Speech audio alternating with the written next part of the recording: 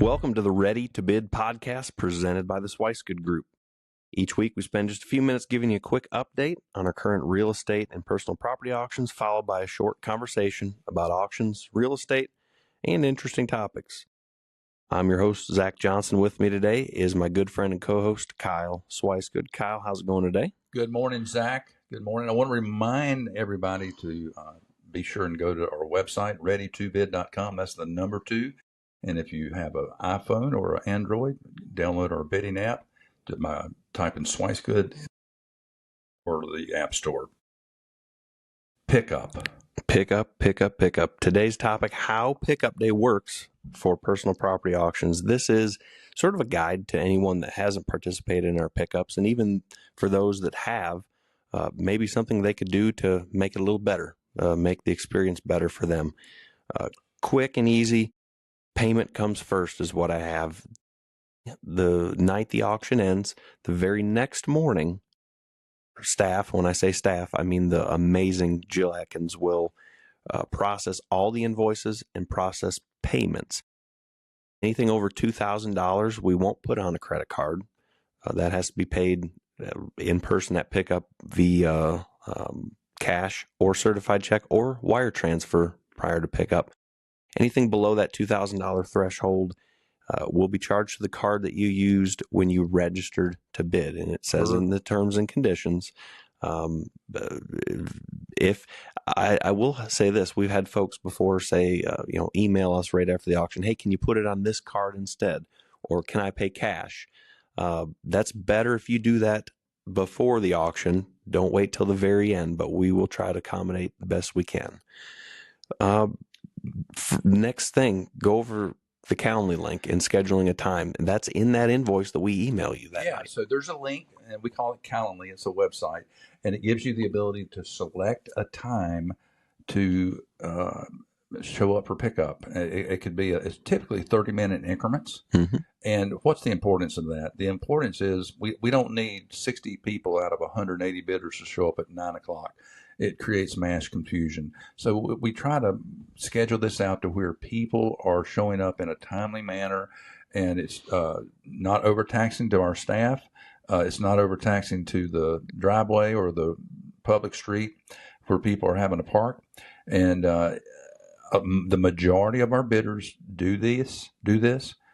For those of you that don't, wish you would start. Yeah, and it just creates a better environment for everyone. I know it's frustrating as a bidder when you show up and you have to wait. We try to staff all of our pickups, overstaff them, so that isn't the log jam.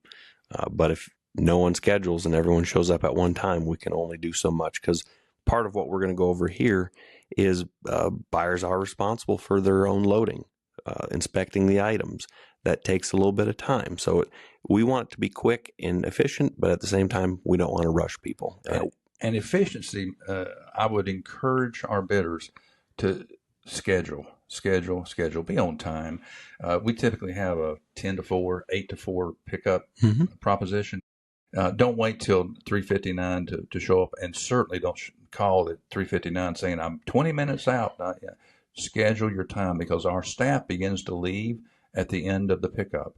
And it's courteous. It's important to show up in a timely manner.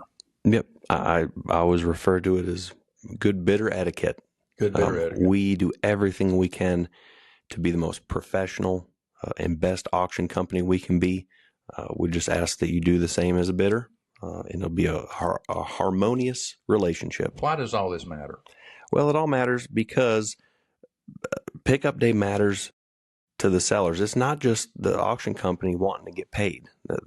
That's not why we're there. We're there to do a job.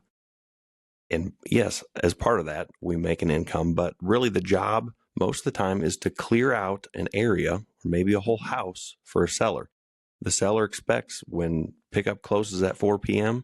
that everything's going to be gone, that we are going to sweep up and clean up behind ourselves, and they plan on that.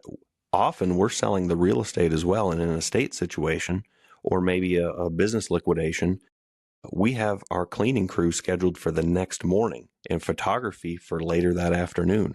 Everything is on a timeline, and when pickup is delayed or folks say, hey, I can't make it today. Can I come 2 weeks from now on a Tuesday? Well, the house may be sold by then. So it's not an option a lot of the times. And so everything matters both to the buyers, to the sellers. Kyle, go over the buyer's responsibilities for loading. That's a question we often get. It's pretty clear in our terms and conditions, but just touch on that for me. At an estate sale, when you're going to 123 Ridge Road, and you bought a hutch, you bought a freezer, you need to bring the equipment, tools necessary to load and ship it to your house. Our staff is not responsible for that. Now, on our equipment sales, that's a different story, and we actually provide information on our terms and conditions that identifies we're going to have a skid steer to pick up the buckets, to pick up the equipment, and to get it gone. But on estate sales, we need you to bring manpower necessary to pack, ship, and load. Yep. And on top of that, when you arrive and you pick up your items, we really want you to be happy. Yeah. We want you to inspect those items. If we misrepresented in any way, shape, or form, our staff is great about documenting scratches, cracks, inoperable items. But we need you to be that last line of defense. Bring something up to us at pickup if there's an issue. We want you to inspect your items. We want you to load them and drive home and enjoy the entire experience.